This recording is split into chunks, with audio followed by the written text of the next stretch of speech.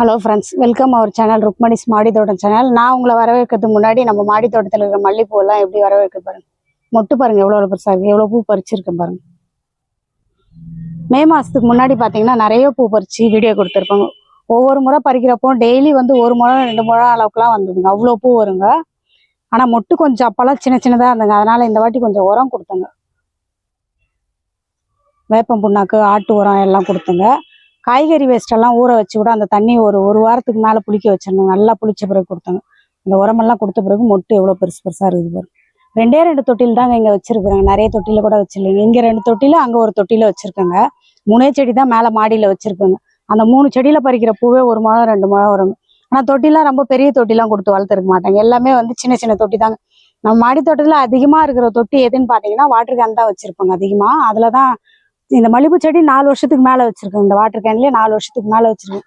தொட்டி எல்லாம் மாற்றினது கிடையாதுங்க, மண்ணெல்லாம் கூட மாற்றினது கிடையாதுங்க. இதில் நீங்கள் இந்த செடியை பார்த்தீங்கனாலே தெரியுங்க எவ்வளோ கிளை வந்திருக்கு பாருங்க.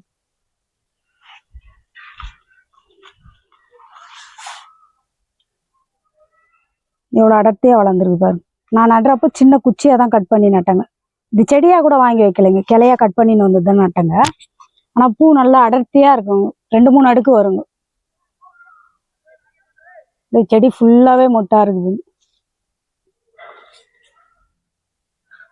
சாயந்தரத்துல மாடிக்கு வந்தோம்னா அந்த பூக்கிற டைம்ல பாத்தீங்கன்னா நல்லா வாசனையா இருக்கும், நல்ல வாசனையா இருக்குங்க. இந்த பூ அடுக்கா கூட இருக்குங்க, நம்ம கடையில வாங்குறோம் இல்லைங்களா, ஒத்தையா இருக்கும் இல்லைங்களா, அந்த மாதிரி இருக்காதுங்க, 2-3 அடுக்கா இருக்குங்க. நல்லா இன்னும் கொஞ்சம் பெருசா இந்த பூவெல்லாம் பூத்ததுன்னு பாத்தீங்கன்னா ஒரு பூ வச்சாலே நல்லா தலையில தெரியிற மாதிரி இருக்குங்க. சாமிக்கெல்லாம் போட்டோ வைக்கணும், ஒவ்வொரு பூ வச்சாலே நல்லா போட்டோ நிறைஞ்ச மாதிரி இருக்குங்க, அவ்வளவு பெரிய பெரிய பூவா வரும்.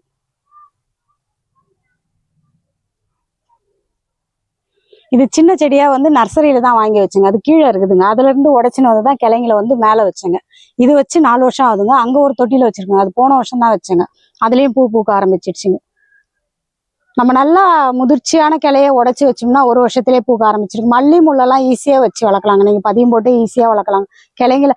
எதுவும் இப்போலாம் வந்து மழை டைம்லலாம் வந்து நீங்க ஏனோ தானோன்னு ஒரு சின்ன கிளைய உடச்சி வச்சிங்கன்னா கூட ஈஸியா வந்துருங்க. நீங்க ரொம்ப பராமரிப்பெல்லாம் கொடுக்க வேண்டாங்க. அதே மாதிரி பன்னீர் ரோஸ்லாம் வந்து பதியம் போட்டு வளர்க்கலாங்க, அது கூட சூப்பராக வளர்க்கலாங்க.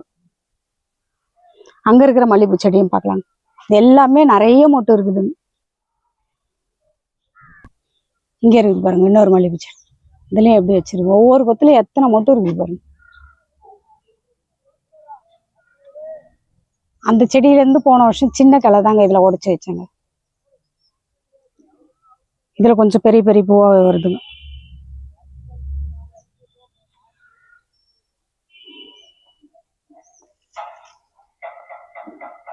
கொத்து கொத்தா வச்சிருக்கு பாருங்க மட்டும். மே மாசத்துக்கு முன்னாடி ஒரு முறை பறிச்சுட்டு இருப்போங்க, இப்போ இது 2வது வாட்டியா வைக்குதுங்க. எங்க வரலாம் போயிருக்கு பாருங்க, கிளை நிறைய மொட்டு இருக்குது. இந்த பூவெல்லாம் பறிச்சு முடிச்சிட்ட பிறகு, அறுவடை முடிஞ்ச பிறகு அதுக்கப்புறம் நீங்க அந்த முனைக்கிளையை மட்டும் கொஞ்சம் கட் பண்ணி விட்டா போதும். சிலர் வந்து நீங்க அடியோடவும் கட் பண்ணி விடலாங்க, அந்த இதுவோட கட் பண்ணி விடலாங்க. நான் அந்த மாதிரி கட் பண்ணி விட மாட்டேங்க, அதனாலதான் என் செடி மொத்தம் பாத்தீங்கன்னா உயரமா வளர்ந்துட்டு இருக்குங்க. நான் அந்த பூ பூத்த உடனே இந்த கிளையை மட்டும் அந்த இது மட்டும் அப்படியே உடைச்சி விட்டுருவோங்க. இது மட்டும் உடைச்சிடுவோங்க, அதுல இருந்து துளிர் வந்து நிறைய மொட்டு வைக்க ஆரம்பிச்சிருங்க. சிலர்லாம் பாத்தீங்கன்னா அப்படியே அடியோட மொட்டை அடிச்ச மாதிரி கட் பண்ணி விட்டுருவாங்க, அது நல்லா அடர்த்தியா வளர்ந்து வருங்க. எனக்கு அடர்த்தியா வளர்ந்துச்சுன்னா மற்ற செடிங்க வைக்க இடம் இல்லைன்னு சொல்லிட்டு தான் நான் உயரமா வளர விட்டுருப்பேன். அதனாலதான் இந்த கிளைங்களை மட்டும் கட் பண்ண அது எல்லாமே உயரமா, எவ்வளவு உயரம் இருக்குது பாருங்க. என் உயரத்துக்கு வளர்ந்துருக்குது இந்த மல்லிகைப்பூ செடியும். இது போன வருஷம் வச்ச செடி தாங்க, உயரம் பாருங்க எவ்வளவு இருக்குது. இலையை உருவி விட்டாலும் நிறைய கிளைங்க வருங்க. நான் இலையெல்லாம் உருவ மாட்டேங்க, அதுவே பழுத்து கொட்டிடுங்க. அந்த கிளைங்களை மட்டும் கட் பண்ணி விட்டுருவோங்க. முல்லைப்பூ கூட கீழே இருக்கிற செடியில வந்து நிறைய பூ இருக்குங்க. மேல ஒரே ஒரு செடி வச்சிருக்கோங்க, அது பூத்து அடங்கிடுச்சுங்க. இப்ப திரும்ப அந்த முனையெல்லாம் கட் பண்ணி விட்டுருக்குங்க. திரும்ப அதுல புது துளிர் வந்து மொட்டு வைக்க ஆரம்பிச்சிருக்குதுங்க.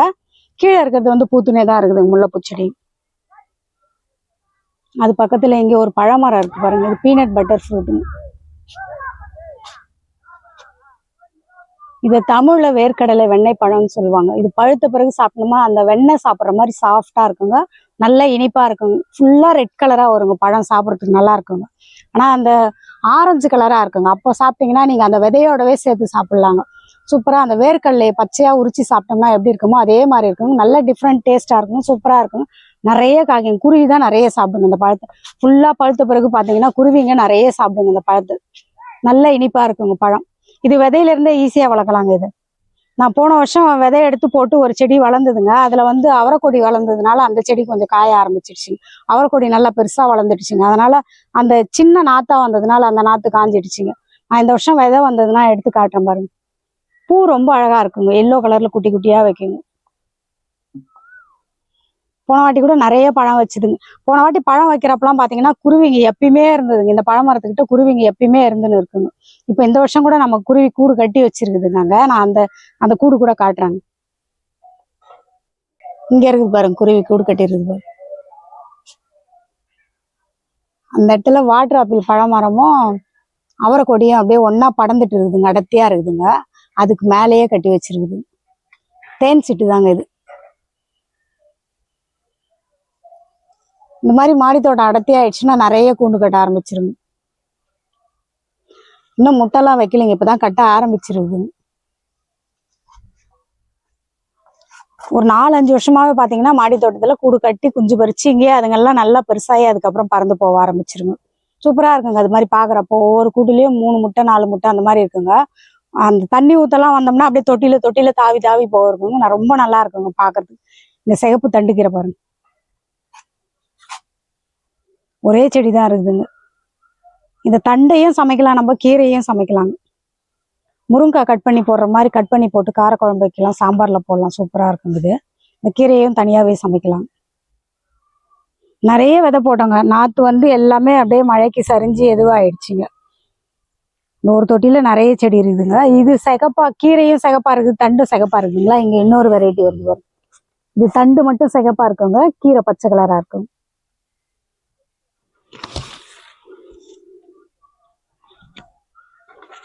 அது பக்கத்துல இது சாமந்திங்க.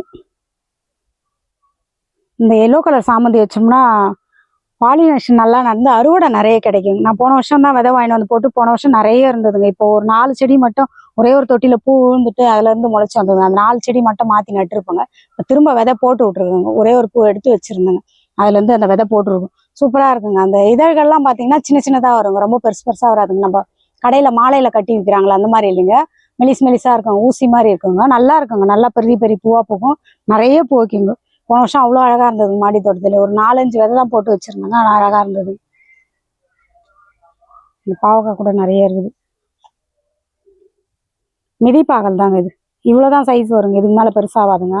நல்ல இது கசப்பா இருக்குங்க. நல்லா பொரியல் பண்ணா டேஸ்ட் சூப்பரா இருக்கும். இது காராமணி கொடி.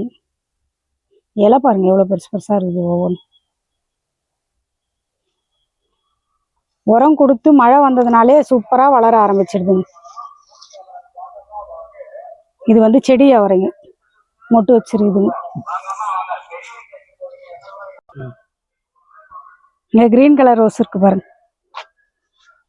நான் வாங்கி வச்சதுல இருந்தே ஒவ்வொரு வீடியோலையும் ஷேர் பண்ணியிருப்பாங்க. நிறைய மொட்டு வைக்குதுங்க, துளிர் சூப்பரா வருதுங்க. முள்ளு இல்லைங்க இந்த ரோஸ் செடியில. மற்ற ரோஸ் செடியெல்லாம் வந்து முள்ளு இருக்கும், இந்த கிரீன் கலர் ரோஸ்ல வந்து முள்ளு இல்லை. இலையும் வந்து குட்டி குட்டியா இருக்குது.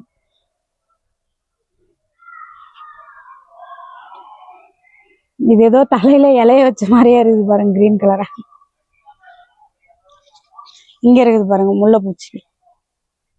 இப்பதான் மொட்டு எடுக்க ஆரம்பிச்சிருக்குது. ஏற்கனவே பூத்து அந்த காய் வந்ததெல்லாம் கட் பண்ணி விட்டுருந்துங்க. இந்த திரும்ப துளிர் வந்து மொட்டு வைக்குது பாருங்க. இந்த மாதிரி பூத்து முடிச்ச பிறகு இந்த கிளை இருக்குது இல்லைங்களா, இதை இவ்வளோ கட் பண்ணி விட்டாவே போதுங்க. திரும்ப புது துளிர் இந்த இடத்துல இருந்து வந்து மொட்டு வைக்க ஆரம்பிச்சிருங்க. நான் இந்த மாதிரி தான் கட் பண்ணி எடுத்துருவாங்க. நான் அடியோட செடி எல்லாம் கட் பண்ண மாட்டேங்க. அதனால தான் நிறைய பிரான்ச் வந்திருக்குங்க. என் தொட்டியில் இருக்கிற செடிங்கெல்லாம் பார்த்தீங்கன்னா மல்லிப்பூவும் சரி, இந்த முல்லைப்பூவும் சரி, நிறைய பிரான்ச் வந்திருக்குங்க. இங்கே ஒரு கீரை இருக்கு பாருங்க, சின்ன தொட்டில தான் இருக்குங்க. எவ்வளோ உயரம் கீரைங்க தாங்க சூப்பராக வளர்ந்துருக்குது மாடி தோட்டத்தில். அந்த தண்டு கீரை, இந்த தண்டு கீரைன்னு சொல்லிட்டு நிறைய கீரை, பாலக்கீரை எல்லாம் கூட வந்துருக்குது. இந்த வீடியோ உங்களுக்கு பிடிச்சிருந்ததுன்னா லைக் பண்ணி ஷேர் பண்ணுங்க, சப்ஸ்கிரைப் பண்ணியும் சப்போர்ட் பண்ணுங்க. அடுத்த வீடியோவில் பார்க்கலாங்க. பாய்.